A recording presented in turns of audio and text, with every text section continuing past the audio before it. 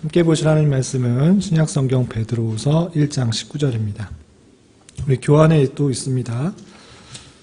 베드로후서 1장 19절 말씀 한 절만 같이 살펴보도록 하겠습니다.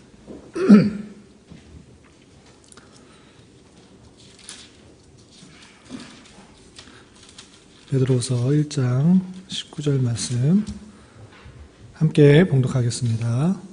또 우리에게는 더 확실한 예언이 있어 어두운 데를 비추는 등불과 같으니 날이 새어 샛별이 너희 마음에 떠오르기까지 너희가 이것을 주의하는 것이 옳으니라. 아멘. 예.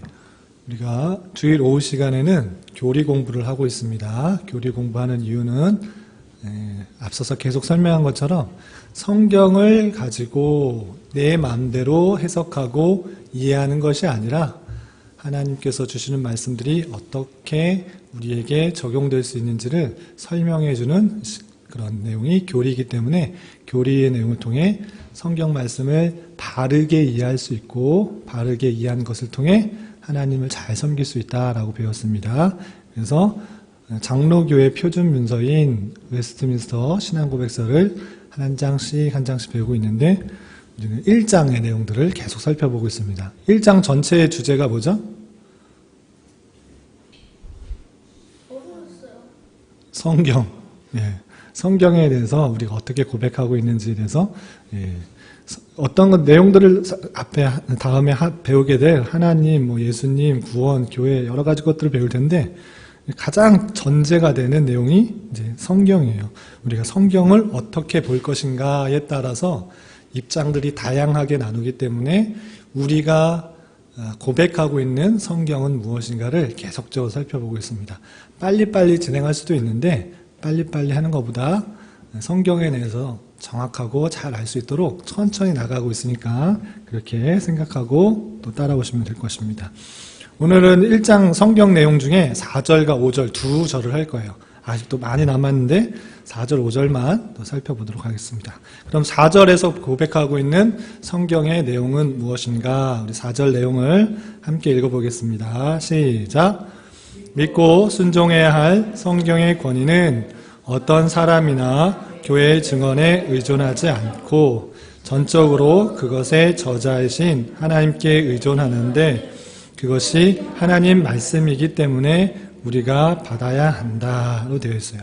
4절에서 성경에서 고백하고 있는 것은 그 성경 자체가 이것이 누가 인정했기 때문에 하나님의 말씀이다 라고 받아들이는 것이 아니다라는 거예요. 그러니까 어떤 교회들이 다 모여서 우리가 이것은 하나님의 말씀인 성경이라고 결정하자라고 해서 성경이 된 것이 아니라 성경 자체가 드러내는 것이 이것은 하나님의 말씀이다라고 되어 있기 때문에 성경으로 받아들이는 것이다라고 고백하고 있는 거예요. 그래서 이 성경 자체가 교회가 모여서 회의했기 때문에 또는 웨스트민스터 총회에서 많은 목사님들이 이것은 성경이다라고 고백했기 때문에 결정했기 때문에 성경으로 인정된 것이 아니고 성경 자체에서 하나님의 말씀이다라고 표현했기 때문에 교회가 받아들인 것이다 라고 하는 것입니다. 그래서 성경의 권위는 교회의 권위보다 높이 있다라고 하는 거예요. 아시겠죠? 교회의 권위가 있고 성경의 권위가 있어요. 교회에서 이것은 성경을 하나님의 말씀이다라고 했기 때문에 권위 있는 것이 아니고 성경 자체가 하나님의 말씀이다라고 했기 때문에 그 권위가 있는 거예요. 그래서 교회의 권위보다 성경의 권위가 더 높다. 잘했어요. 잘했습니다. 그 한마디 들으려고 그랬어요. 그 내용들이 여러 가지 있는데 우리 데살로니가전서 2장 13절을 찾아보겠습니다. 정말 성경이 하나님의 말씀으로 되어 있는가 그것을 증언하고 있는 그런 문장들을 살펴볼 수 있습니다. 데살로니가전서 2장 13절 찾으셨나요? 신약성경 데살로니가전서 2장 13절 말씀 338쪽 신약성경 338쪽 전후를 보시면 되겠습니다. 저 페이지가 잘못됐네요. 데살로니가전서 2장 13절 330페이지 전후를 보시면 되겠습니다. 네, 찾으신 분들과 함께 읽겠습니다. 이러므로 우리가 하나님께 끊임없이 감사함은 너희가 우리에게 들은 바 하나님의 말씀을 받을 때에 사람의 말씀으로 받지 않고 하나님의 말씀으로 받음이니 진실로 그러하도다. 이 말씀이 또한 너희 믿는 자 가운데서 역사하느니라. 사람을 말로 받는 것이 아니고, 이런 물론 여러 사람들이 기록했지만 사람으로 받는 것이 아니고 하나님의 말씀으로 받아야 된다, 이렇게 표현하고 있습니다. 그래서 하나님의 말씀이다라는 것들을 자체적으로 성경이 드러내고 있습니다. 또한 요한일서 5장 9절을 찾아보겠습니다. 요한일서 5장 9절, 제가 갖고 있는 성경은 392페이지입니다. 그 전후를 보시면 되겠습니다. 신약성경 요한일서 5장 9절 말씀 찾으셨나요? 네, 찾으신 분들과 함께 봉독합니다. 만일 우리가 사람들의 증언을 받을진대 하나님의 증거는 더욱 크도다. 하나님의 증거는 이것이니 그의 아들에 대하여 증언하신 것이니라. 성경의 여러 표현들, 중심 주제가 무엇인가 라고 했을 때는 사람 사이에 어떻게 살아가고 어떤 일들이 있었는가, 어떤 기적들이 있었는가를 드러내려고 하는 것이 아니라 예수 그리스도가 어떻게 이 땅에 오시는지, 또 그가 하신 사역이 무엇인지, 그가 또 어떻게 올 것인지를 표현해 주실 것인데 그것에 대하여 증언하시는 것이다. 예수 그리스도에서 증언하시는 말씀이다 라고 하고 있습니다. 그렇기 때문에 그 내용이 일관적이고 통일되어 있어 하나님의 말씀으로 받을 수 있다라고 하고 있는 것입니다. 그래서 4절에서 그 내용에서 밝히고 있는 것은 무엇이냐면, 성경의 권위는 어떤 교회에 의해서, 어떤 사람들에 의해서 정해진 것이 아니라 하나님 말씀 자체가 하나님의 권위를 드러낸다라고 할 수 있습니다. 성경의 권위는 그 자체가 하나님 말씀이기 때문에 권위가 있다. 교회의 권위보다, 다른 어떤 권위보다 더 높다라고 할 수 있는 것입니다. 이해가 되셨죠? 그리고 중간중간에 질문, 모르는 거 있으면 질문하셔도 됩니다. 지금 성경 공부 시간이니까 앞에 비록 있더라도 궁금하거나 설명이 필요하거나 또 뭐 여러 가지 것들이 있으면 질문하셔도 됩니다. 두 번째 5절입니다. 5절의 내용, 그 네모 박스에 있는 노란색 안에 있는 글씨를 함께 읽어보겠습니다. 시작! 우리는 교회의 증언에 의하여 성경을 고상하고 존엄하게도 생각하게도 된다. 소재의 천적인 성격, 교리의 효용성, 문체의 장엄성, 각 부분이 서로 호응하는 일체성, 하나님의 영광을 중심한 전체의 통일성, 인간 구원의 유일한 길에 대한 완전한 발견, 기타 많은 비교할 수 없는 탁월성과 그 전체적 완전성 등이 성경이 하나님의 말씀인 사실을 풍성하게 증명한다. 그러나 우리가 성경의 무엇성과 그 신적 권위를 확신케 한 것은 우리의 마음속에서 하나님의 말씀에 의하여, 그리고 그 말씀을 가지고 증거하시는 성령의 내적 사역으로 말미암는다 되어 있습니다. 4절에서는 좀 전에 읽었던 4절에서의 그 내용, 정리된 내용은 무엇이냐면, 성경 자체가 하나님의 말씀이기 때문에 그 권위가 있다. 그래서 교회가 인정했기 때문에 성경이 하나님 말씀이 아니라 그 자체가 하나님의 말씀이기 때문에 교회에서 인정한 것이다. 그래서 성경에 큰 권위가 있다라고 했는데, 그렇다면 하나님 말씀이 어떻길래 사람들이 그렇게 하나님의 말씀으로 고백하고 인정할 수밖에 없느냐라고 했을 때 오늘 5절에서 설명하고 있는 것입니다. 그건 뭐냐면, 소재, 그 말하고 있는 여러 가지 것들이 하늘에서 온 것일 수밖에 없는 내용들이 있다. 그런 천적인 하늘에서 내려온 것 같은 성격이 있고, 그 교리가 어떻게 쓰이는지에 대해서, 그리고 문체가 그냥 사람들의 머리에서 나오는 듯한 그런 내용들이 아니고, 그런 문체들이 아니고, 하늘에서밖에 줄 수 없는 그런 내용의 문체들이 있다. 그리고 성경 66권이 있는데 각 부분이 서로 호응하고 연결되고 주제가 일관되게 흐르게 된다. 그래서 하나님의 영광을 중심한 전체의 내용이 정말로 통일적으로 이어지고 있다.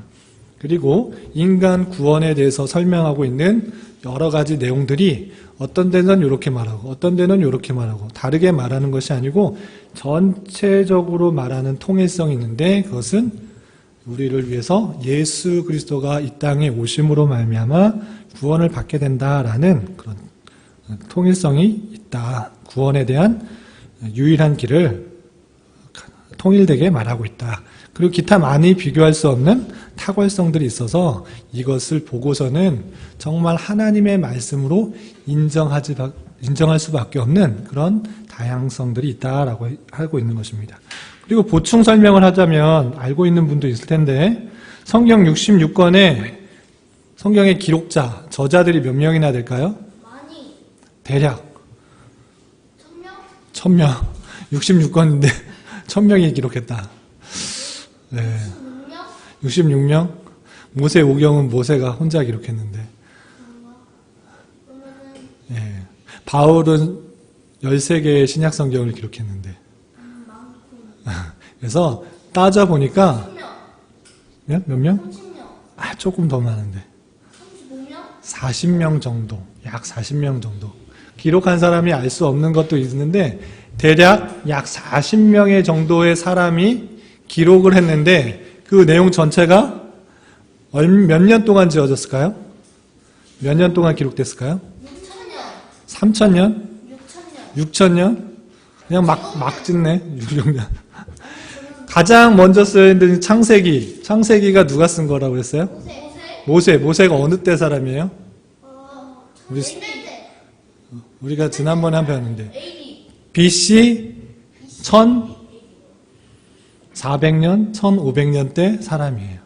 그래서 모세가 기록한 것이 약 1400년, BC 1400년 경이고 제일 마지막에 기록됐을 것이라고 생각하는 요한계시록 또는 사도행전, 서신서들 그런 것이 언제 기록됐을까요? AD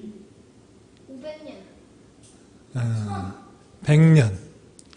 예, 사도 요한이 죽은 지가 100년 정도 됐는데 그 사이에 기록된 거예요. 그러면 BC 1400년, 1500년부터 AD 100년까지 총 몇 년이에요?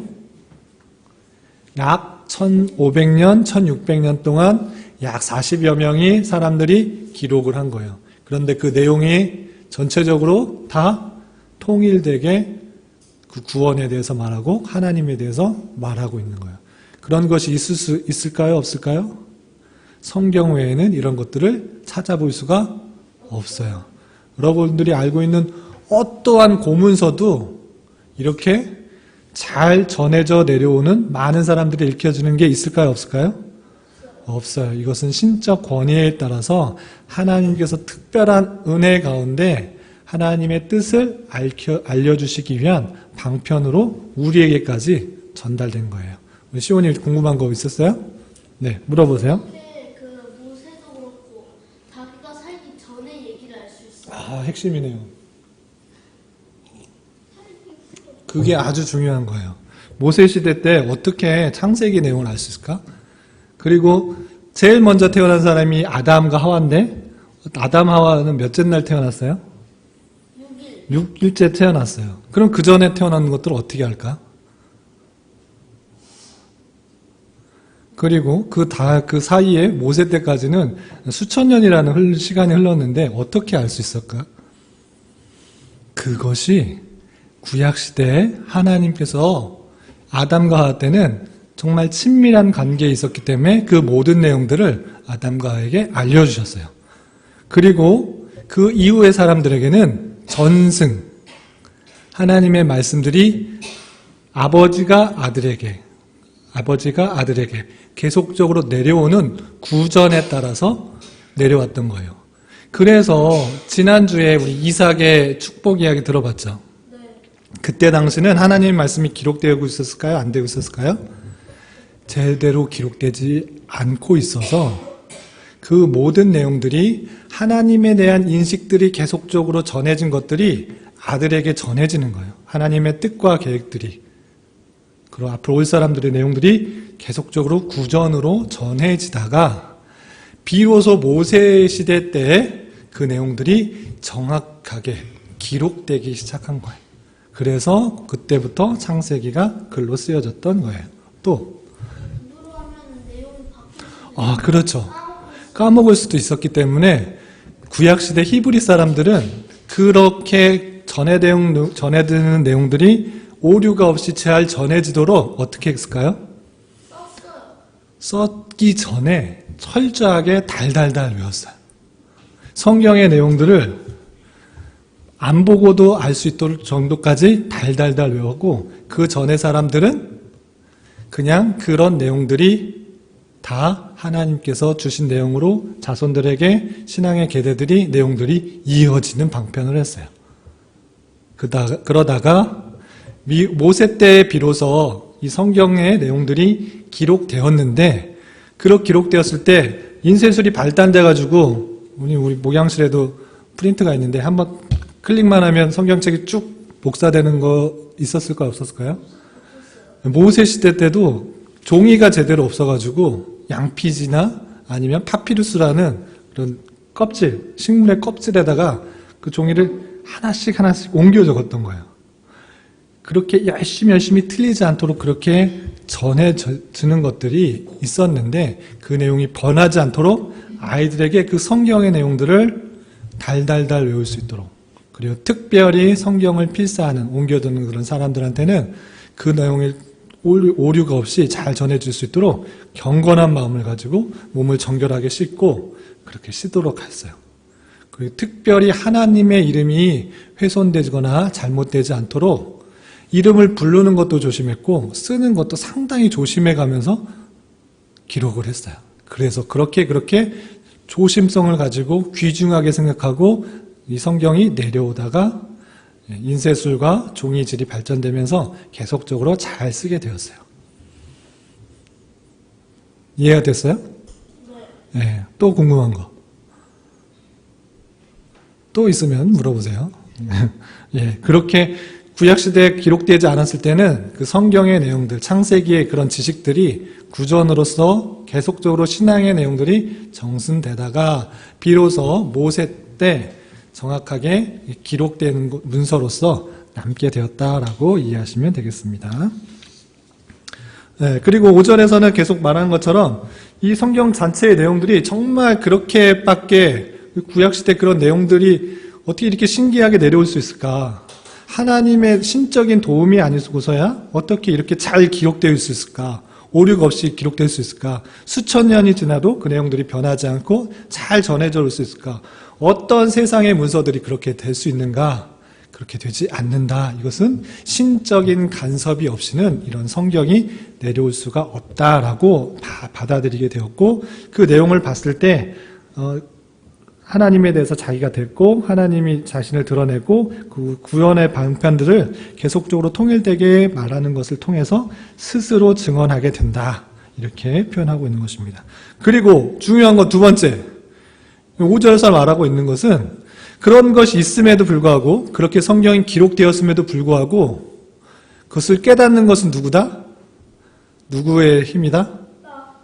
내 스스로의 힘이다가 아니라 하나님이 조명해 주셔야지 그게 정말 믿어진다라는 거예요. 아무리 이렇게 설명을 해도 지나가는 사람들이 무슨 소리야, 저게 무슨 인간이 또 하나님이 쓴 글이야 하고 콧방귀 끼며 모든 사람이 지나갈지라도 하나님께서 그 마음을 주장하여 주실 때 이것이 믿어지고 깨달아지고 하나님의 말씀으로 알게 된다라는 거예요. 보시면 우리가 성경의 무호성, 성경이 오류가 없다라는 것과 신적 권위, 하나님께서 주신 그런 하나님의 말씀이라는 권위를 확신케 되는 것은 어떻게 된다? 우리의 마음속에서 하나님의 말씀에 의하여, 그리고 그 말씀을 가지고 증거하시는 성령의 내적 사역으로 말미암는다. 이렇게 성령께서 그것을 고백하게 만든다라는 거예요. 이해가 되셨어요? 그래서 그것을 아무리 말을 해도 그게 무슨 하나님 말씀이냐라고 말하는 사람이 있어요. 하나님께서 그 마음을 주장하여 주시고 조명하여 주시고 밝혀주실 때, 깨닫게 될 때 그것이 나의 하나님의 말씀이라고 고백되어진다라는 것입니다. 그 내용들을 여러 구절들이 있는데 몇 구절을 찾아보도록 하겠습니다. 디모데전서 3장 14절부터 15절. 디모데전서, 신약성경 디모데전서 3장 14절부터 15절 함께 읽겠습니다. 시작. 내가 속히 내게 가기를 바라나 이것을 내게 쓰는 것은 만일 내가 지체하면 너로 하여금 하나님의 집에서 어떻게 행하여야 할지를 알게 하려 함이니 이 집은 살아계신 하나님의 교회요 진리의 기둥과 터이니라. 하나님의 집에서 어떻게 행해야 될지를 알게 하기 위해서 내가 이것을 쓰는 것이다. 성경이 기록된 목적에 대해서 잘 쓰는데 하나님의 집에서 교회에서 어떻게 행해야 될지를 알게 하기 위해서 이것을 썼다라는 그런 표현들이 있고요. 그리고 정말 이것들이 믿어지게 되는 방편은 성경의 그 말씀과 성령님께서 조명하여 주시는 내적 사역을 통해서 밝혀진다라는 것들을 여러 구절에서 설명하고 있습니다. 요한일서 2장 20절과 27절 말씀 찾아보겠습니다. 신약성경 요한일서 2장 20절부터 27절. 신약성경 389페이지 전후를 보시면 되고요. 우리 함께 읽겠습니다. 시작. 너희는 거룩하신 자에게서 기름 부음을 받고 모든 것을 아느니라. 그래서 기름 부음을 받는다라고 했을 때 그냥 실제로 기름 부음 받는다라는 그런 의미도 있겠지만 그 기름 부음 받는다는 것은 세례는 물로 받는 건데 세례는 물로 받는 거고 기름 부음 받는다는 것은 구별된다는 뜻이고 그 구별된다는 것은 다른 것에 구별된다는 것이 아니고 성령께서 그에게 임하셔서 세상 것과 다른 것과 구별되게 하신다라는 뜻이에요. 그래서 거룩한 기름 부음을 받고 성령께서 그에게 감동을 주셔서 모든 것을 알게 된다라고 하고 있는 것입니다. 27절도 함께 읽겠습니다. 시작. 너희는 주께 받은 바 기름 부음이 너희 안에 거하나니 아무도 너희를 가르칠 필요가 없고 오직 그의 기름 부음이 모든 것을 너희에게 가르치며 또 참되고 거짓이 없으니 너희를 가르치신 그대로 주 안에 거하라. 성령께서 성령 부음을 받아서 우리가 성령 안에 거하기 때문에 또 우리가 성령 안에 거하고 주님께서 우리 안에 거하시기 때문에 아무도 너에게 가르칠 필요가 없고 성령께서 우리에게 깨닫게 하여 주신다. 성령의 조명에 따라 하나님의 말씀으로 받아들이게 되는 것이다. 이렇게 표현하고 있습니다. 요한복음 16장 13절 14절 말씀 또 찾아보겠습니다. 요한복음 16장 13절 14절 함께 읽겠습니다. 시작. 그러나 진리의 성령이 오시면 그가 너희를 모든 진리 가운데로 인도하시리니 그가 스스로 말하지 않고 오직 들은 것을 말하며 장래일을 너희에게 알리시리라. 그가 내 영광을 나타내리니 그것 가지고 너희에게 알리시겠음이니라. 성령이 오심으로 말미암아 우리를 어디로 인도하신다고? 진리로 인도하신다라고 하고 있어요. 그래서 하나님의 택하신 백성은 하나님의 성령께서 말씀을 온전히 깨닫게 하여 주시게 된다라고 하고 있습니다. 이런 표현들이 많이 있는데 한 구절만 더 찾아보겠습니다. 고린도전서 2장 10절. 신약성경 고린도전서 2장 10절부터 12절까지.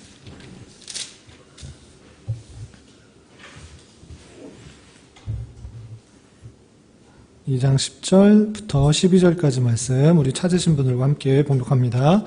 오직 하나님이 성령으로 이것을 우리에게 보이셨으니 성령은 모든 것 곧 하나님의 깊은 것까지도 통달하시느니라. 사람의 일을 사람의 속에 있는 영 외에 누가 알리요? 이와 같이 하나님의 일도 하나님의 영 외에는 아무도 알지 못하느니라. 우리가 세상의 영을 받지 아니하고 오직 하나님으로부터 온 영을 받았으니 이는 우리로 하여금 하나님께서 우리에게 은혜로 주신 것들을 알게 하려 하심이라. 아멘.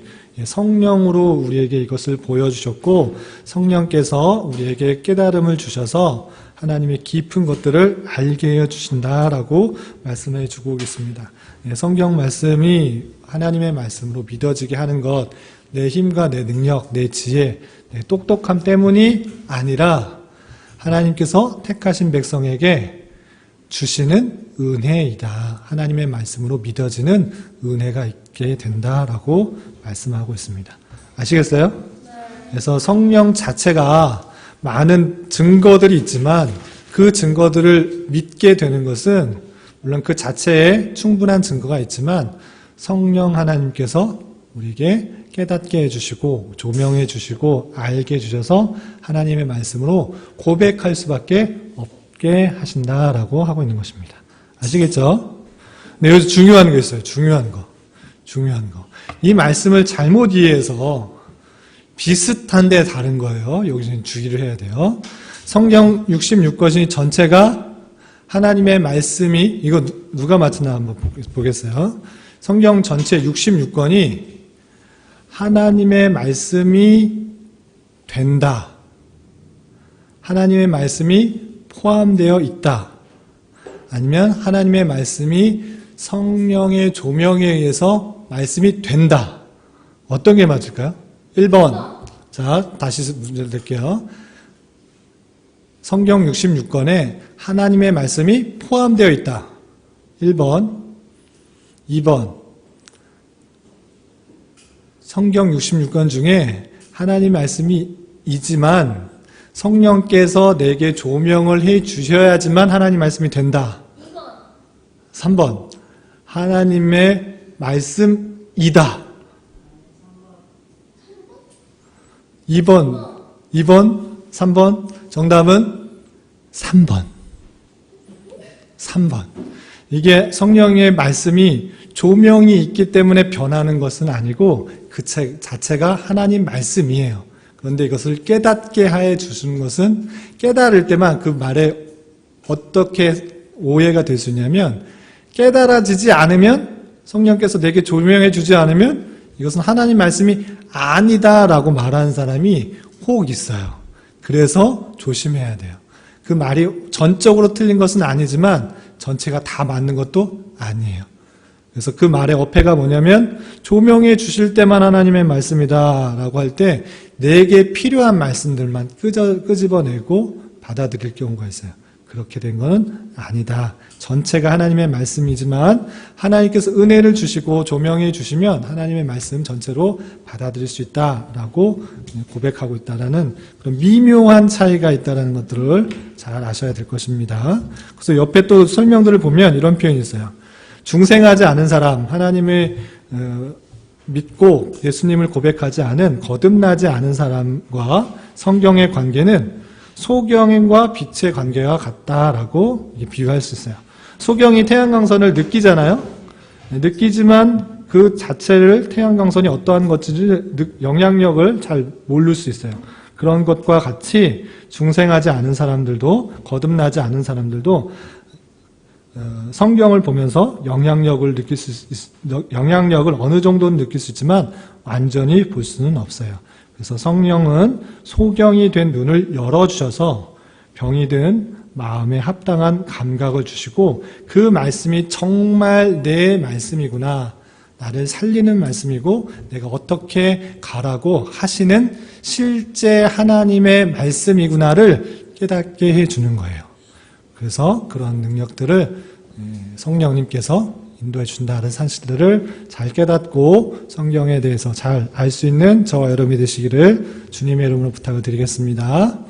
이후에 궁금한 점과 또 논의될 것들을 자리를 옮겨서 계속 살펴보도록 하겠습니다. 기도하겠습니다.